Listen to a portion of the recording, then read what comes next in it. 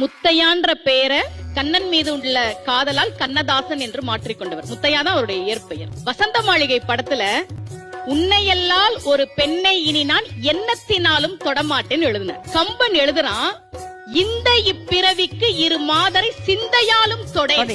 அந்த வார்த்தைய அப்படியே கொண்டு வந்து சினிமால கொடுத்தார் கண்ணதாசன். பால் வண்ணம் பருவம் கண்டு, வேல் வண்ணம் விழிகள் கண்டு, மான் வண்ணம் நான் கண்டு வாடுகிறேன்.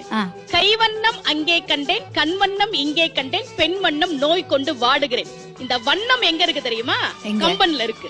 இவ்வண்ணம் நிகழ்ந்த வண்ணம் இனி இந்த உலகுக்கெல்லாம் உய்வண்ணம் அன்றி மற்றோர் துயர் வண்ணம் வருவதுண்டோ? மைவண்ணத்து அரக்கி போரில் மழை வண்ணத்து அண்ணலே, உன் கைவண்ணம் அங்கு கண்டேன், கால் வண்ணம் இங்கு கண்டேன். அந்த வண்ணம் எங்க இருக்கு தெரியுமா? ஆழ்வார்கிட்ட இருக்கு. முன்னை வண்ணம் பாலின் வண்ணம், முழுதும் நிலை நின்ற பின்னை வண்ணம் கொண்டல் வண்ணம், வண்ணம் என்னும் கால் பொன்னின் வண்ணம், மணியின் வண்ணம் புரையும் திருமேனி, இன்ன வண்ணம் என்று காட்டும் இந்தலூர் இறை. அந்த வண்ணத்துக்கும் முந்தின வண்ணம் சேரமான் பெருமாள் நாயனார் பாடிய பொன் வண்ணத்து அந்தாதி. பொன்வண்ணம் எவ்வண்ணம் அவ்வண்ணம் மேனி பொழிந்திலங்கும், மின்வண்ணம் எவ்வண்ணம் அவ்வண்ணம் வீழ் தடை, வெள்ளிக்குன்றம் தன்வண்ணம் எவ்வண்ணம் அவ்வண்ணம் மால் விடை, தன்னை கண்ட என் வண்ணம் எவ்வண்ணம் அவ்வண்ணமாகிய ஈசனாருக்கே.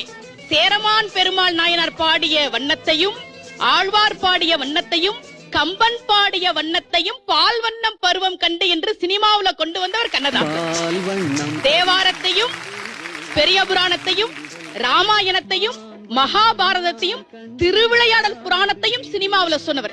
இப்படி எல்லா பக்தி இலக்கியங்களையும் படித்த கவியரசர் கண்ணதாசன் சினிமாவுல ஒவ்வொரு வரியில எப்படி சொல்லி இருக்கிறான்றத நான் பல முறை ஆச்சரியப்பட்டிருக்கேன்.